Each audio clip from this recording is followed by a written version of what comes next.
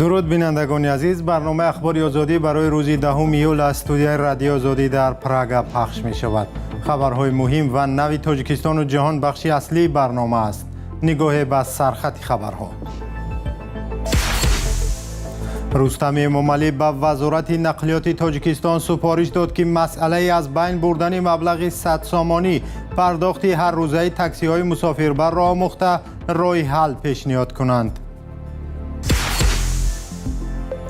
منع واردات سوخت از روسیه قیمت بنزین و سلیارکه را در تاجیکستان به طور بی سابقه بالا برد. ساعت 12 شب میریم آچیرات میسیم سلیارکه تا ساعت 6 سحر داداسیم بعضی زپرافکو نیست. بانک ملی تاجیکستان فهرست افراد علاقمند به تروریسم را نو کرد. کبیری و پسرش هنوز در این رویخطند ولی اکثر فعالان مخالفین از این رویخط بیرون شدند. رئیس شهر دوشنبه رستم امامعلی به وزارت نقلیات تاجیکستان سفارش داد که مسئله از بین بردن مبلغ 100 سامانی پرداخت هر روزه تاکسی های مسافربر را آموخته اصول های نو و معاصر حل مسئله پرداخت را پیشنهاد کنند. این سفارش روز 10 ایول در اجلاسیه ششمی مجلس وکیلان خلق شهر دوشنبه صدا داده است. جلسه تحت ریاست رستم امامعلی جریان گرفت و ظاهراً با موضوع تنقیدهای شدید از پرداخت حتمی هر روزه 100 سامانی برای راننده‌های تاکسی‌های مسافربر دوشنبه هم مراجعت شده است. رئیس شهر به معاون ساحه نقلیات دستور داده است که در همکاری با وزارت نقلیات جمهوری تاجیکستان و دیگر ساختارهای دخلدار برای فعالیت درست شرکت‌های مسافرکشانی تاکسی مسئله از بین بردن مبلغ 100 سامانی را آموخته در مهلت‌های کوتاه‌ترین از روی اصول‌های نو و معاصر تکلیف پیشنهاد نمایند. 100 سامانی پرداخت حتمی این طلبات است که کمتر از یک سال آخر برای رانندگان شرکت تاکسی جورا جاری شده است. تفصیلات این خبر را در سامانه رادیو آزادی پیدا کنید.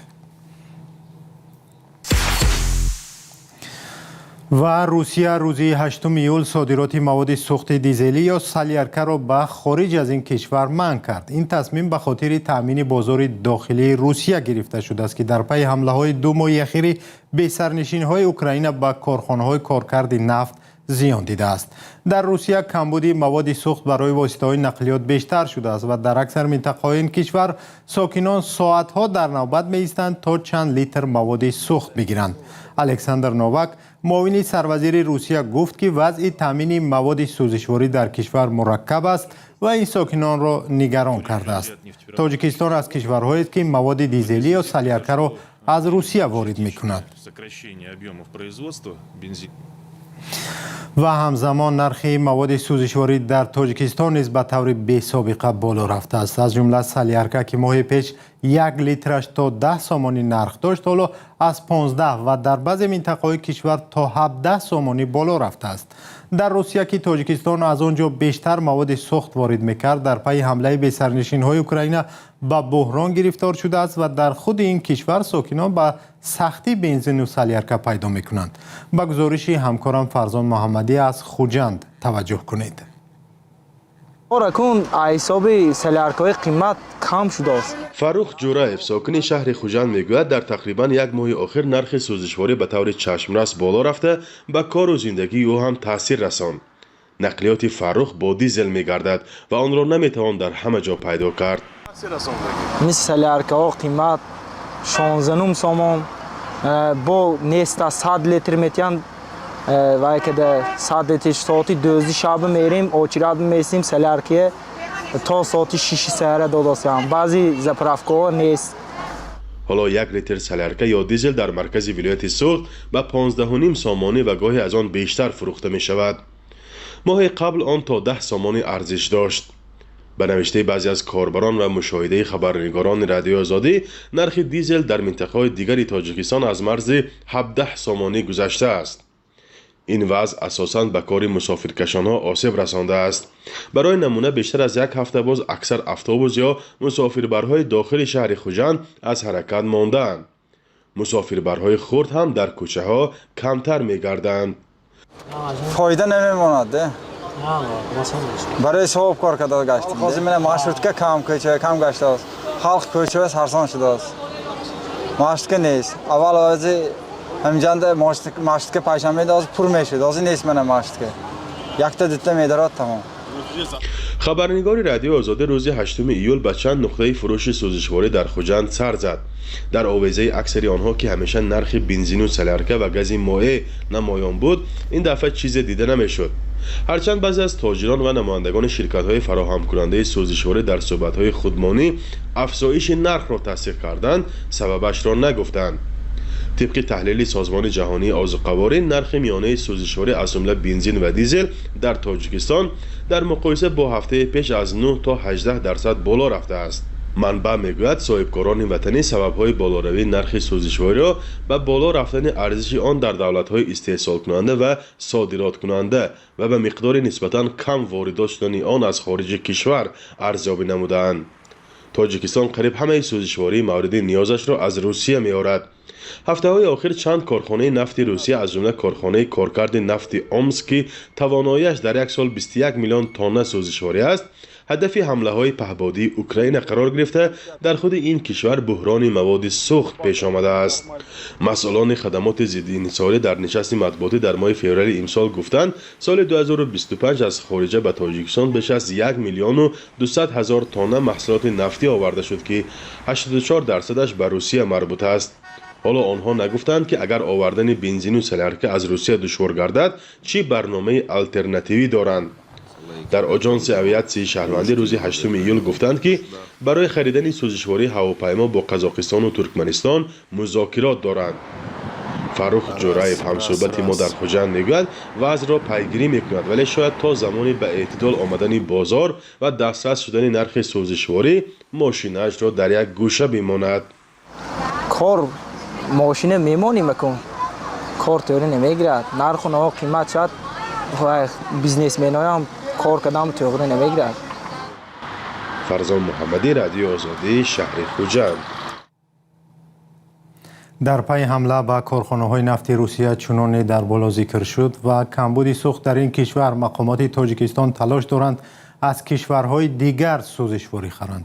این موضوع روز 10 ایول در نشست خبری وزارت انرژتیک و ذخیره‌های آب تاجیکستان هم بحث شد.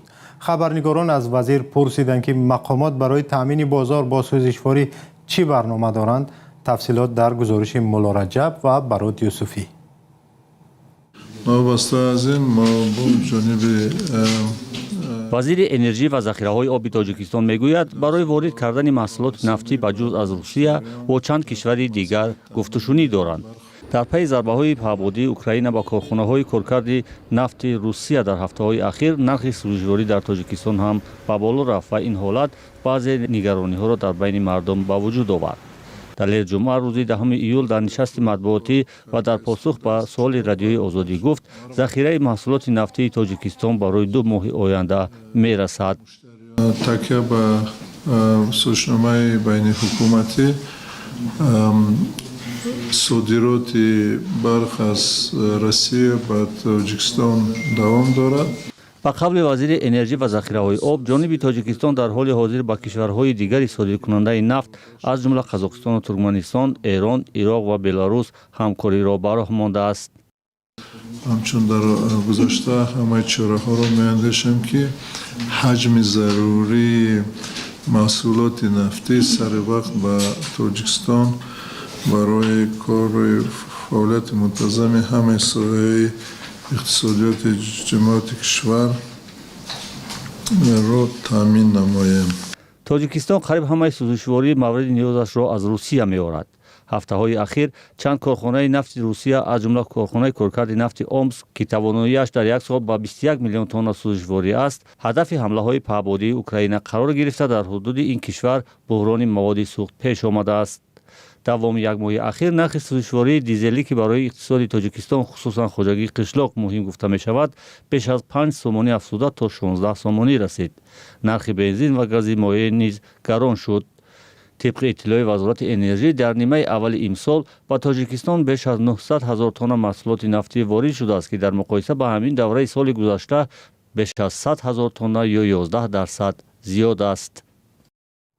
سلام، اگر خط و خبر می‌خواهید ما داریم. نوید بامدادی، سرخط خبرها، اخبار تاجیکستان و جهان، گزارش‌ها و تحلیل‌ها. چی می‌گذرد و چرا؟ دانستن فهمیدن است. زمینه یا اپ ما را بگیرید.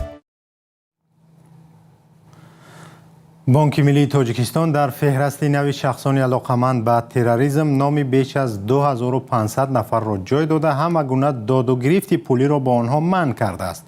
رادیو آزادی روز 10 ایول با فهرست آشنا شد. بانک ملی آن را در ماه ایونی امسال نو کرده است.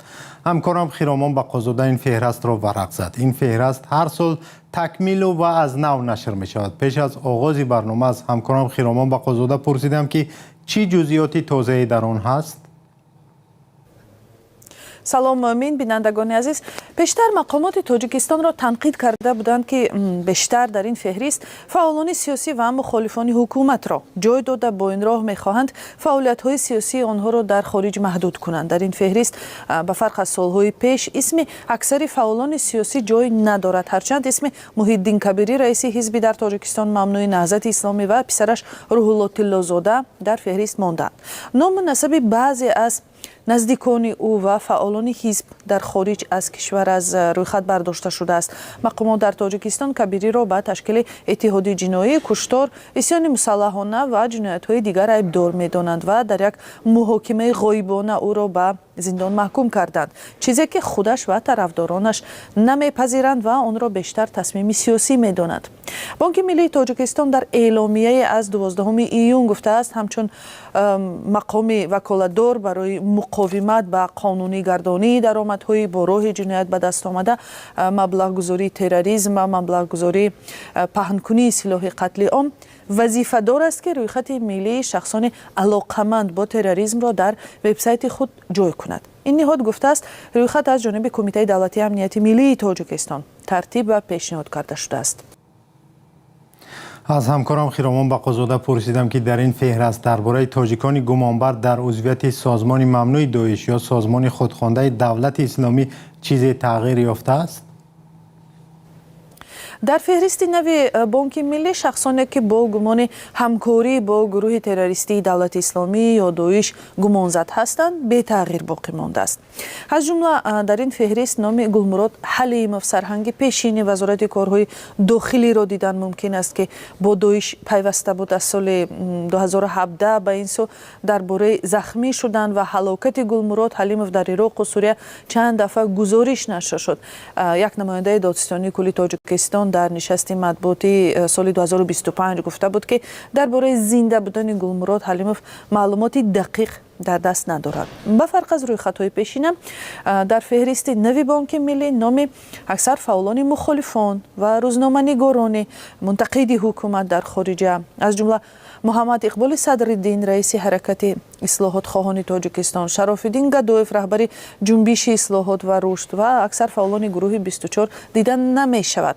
هرچند در رویخط‌های دیگر دیدن ممکن است که این افراد هنوز در پیگرد هستند. سازمان‌های حامی حقوق در گذشته مقامات تاجیکستان را تنقید کرده بودند که مخالفان سیاسیش را در خارج از هر راه از جمله به واسطه اینترپول یا پلیس بین‌المللی جستجو دستگیر و این سازمان را با هدف‌های سیاسی استفاده می‌کند. پس از تنقیدهای اینترپول هم اسم اکثر چهره‌های مخالفان را از صحیفه‌اش پاک کرده بود.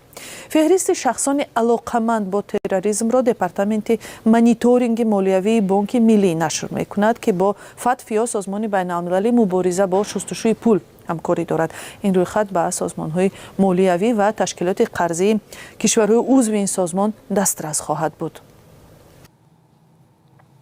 تشکر از همکارم خیرامان بقازاده که درباره فهرست نوی شخصان علاقمند به تروریسم معلومات داد. یادآور می‌شویم که این رویخط را بانک ملی تاجیکستان تهیه کرده است. و در همین جا اخباری آزادی به پایان رسید. اگر خواهید که از خبرهای روز بی‌خبر نمانید، سامانه آزادی ارگ و صفحه‌های رادیو آزادی در تیک تاک و تلگرام، فیسبوک و اینستاگرام و یوتیوب و ایکس را پیگیری کنید. تا برنامه‌های دیگر، خدا نگهدار شما و یار و مددبار شما باد.